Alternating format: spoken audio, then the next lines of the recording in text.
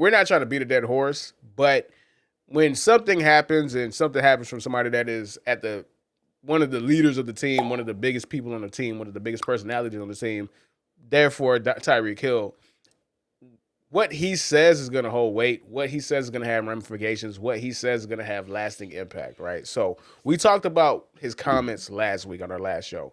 But because of those comments, because it is Radio Row, because it is Super Bowl week, people are asking Dolphin players who are in New Orleans about what he said. So, Rod, I wanted to get your opinion on some of the comments that were made, right? And let me go ahead and look them up right now because Rasheem Mostert said something and Devon Achan said something. So I'll paraphrase. So I'll let you go ahead and have your piece, and then I'll pull up the direct quotes just so you can have like the most accurate information. Rasheem Mostert said, "Hey, that's my dude. You feel me? And I understand where he was coming from. I just don't like him quitting on the team." And Devon Achan kind of disagreed and said, "Hey, we got dogs on the team. Like, I don't really know what Brett trying to say that we don't got dogs. We do have dogs, right?" So, how do you feel about what kind of schism his comments might have done to the team so far? Well, I'll tell you what, Herbie, we spoke ad nauseum the last time out about whether we should trade him, right? And me being the selfish fan who just wants to have as much talent as we could have, I reneged on the end, Herbie. But once you told me the comments that these guys have said, I can already see the ripple effect happening, right? There is a hairline fracture in the chemistry of the team. And it started when he walked off the field, not giving a damn about anybody. Now, obviously, Herbie, we are just super fans who decided to do a podcast, but I have heard former athletes who do podcasts, who go on, the sports talk shows. I've heard their perspective of him quitting, and none of them were fans of it. There are a lot of guys who feel like once you quit on your team, that's it.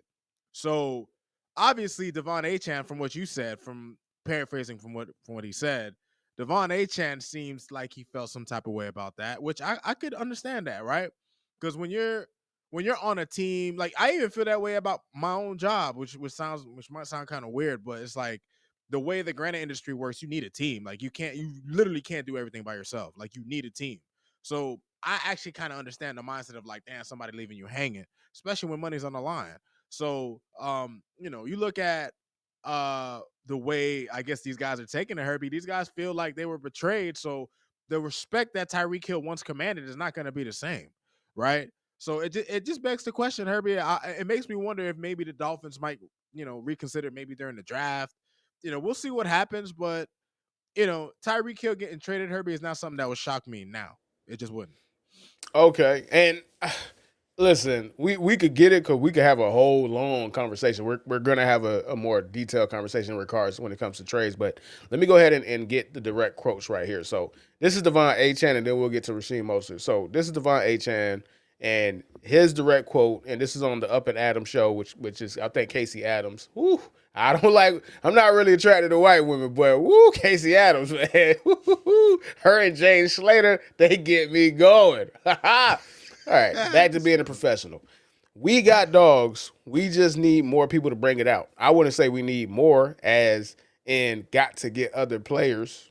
You feel me? And shout out to NFL players, man. Grammar and punctuation and articulation is not always a strong suit, but I'll try my best to say what he was To trying to say. translate, yeah. Try to translate. So that is his perspective, and here is Rashawn Mostert. He definitely wants to win. He's a competitor. He wants to win. He was just fed up at that moment, just like everybody else.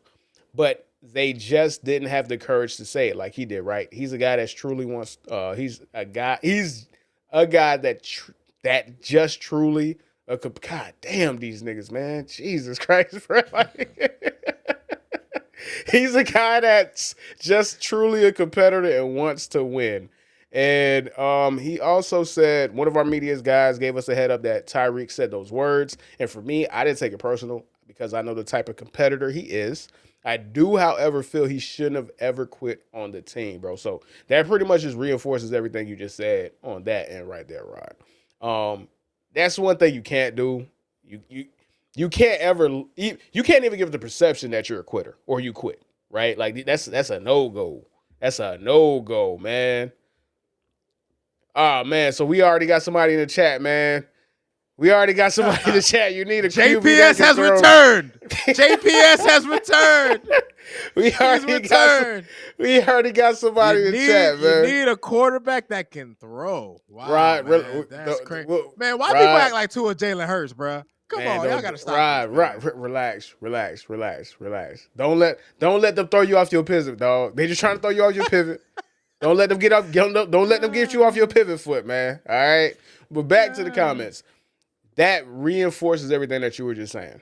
That pretty much reinforces everything you were just saying on your end. So, how do you feel in regards to people feeling this way, dog? Like you said it. Like it's hard to come back from that.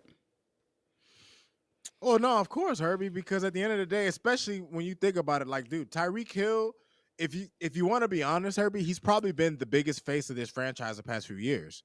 When they were talking about guys winning MVP, yeah, they talked about Tua early in the year and shit. But when they were seriously talking about MVPs, they were talking about Tyreek, right? Like Tyreek Hill has been the face of the Dolphins the past few years. He has been the biggest draw, and he obviously is the guy who commands the most respect because he came into this organization having already won, right? Like a guy of his caliber, a guy who was with. Now, it's funny, Herbie, because sometimes, obviously, just because somebody wins a ring, it doesn't mean they're going to bring the culture with them.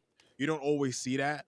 But there are Yeah, for some guys sure. who bring the culture with them. And obviously, Tyreek is someone who benefited from the culture in Kansas City. That's not to say he can't go to another team with a better quarterback or better infrastructure and win. I'm not saying that. But obviously, what we were hoping he would bring to the table, Herbie, let me tell you something about Tyreek. And I'm just being dead honest. He is one of the best receivers. Like the Dolphins have great receivers in our lineage, Paul Warfield. You think about fucking, the Marx brothers, shit like that. We even had a guy like Brandon Marshall who spent some years here. But Herbie, when you think about these receivers who were dynamic and who were great players, the one thing that you could always say about them was that, well, you know what, Brandon Marshall, you can't really say that. This man had drop seasons like a motherfucker. But all the other guys were guys that you could depend on in the big moments all the time, right? But Herbie, Tyreek Hill, as great as he's been here, he's had his two best statistical seasons here. Herbie, I can think of countless big games where Tyreek had a touchdown that could have just turned the tides, or a third down catch, or there are so many times where we needed him to get us to change the momentum, and he's the best player, and he didn't do it. Some people will put that on the quarterback, but Herbie, I can't blame the quarterback for putting the ball right in the nigga hands. I can't blame the quarterback for putting the ball into his chest. Now, obviously, it wasn't always on him. There were times where Tua missed him. There were times where Tua didn't throw an accurate pass. I got you. But Herbie, there are plenty of times, bro, where the ball drops into his hands and it slips right through. This man, in one of the biggest games we had in an international game, his fumble was the difference in the game. A fumble return for a touchdown. Like Tyreek Hill has had plenty of instances where he could have taken over games and he just hasn't done that, Herbie. Even when given the opportunity, like sometimes the ball just don't come your way. You can't get blamed for that. Whether it's the quarterback not seeing you, whether it's the way the defense has schemed against you, whether you're going up against like a Pat Surtain who can erase a guy. At the end of the day, Herbie, when your number is called and we need you, we've seen plenty of times, Herbie, and especially in big games, bro. Especially in the big games, he's dropped key passes, bro. So listen, he's a great player. I'm not trying to knock this man, Herbie. He's one of the best receivers I've ever seen in my life. He's damn sure one of the best receivers we've ever had, arguably the best receiver we ever had, if you really think about it from a talent standpoint.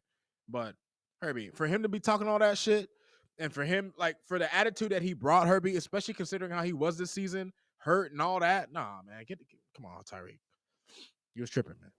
And that's and we'll leave on this note. The to drive home the point that you're making, bro. You can't have so many bad moments and be talking like that.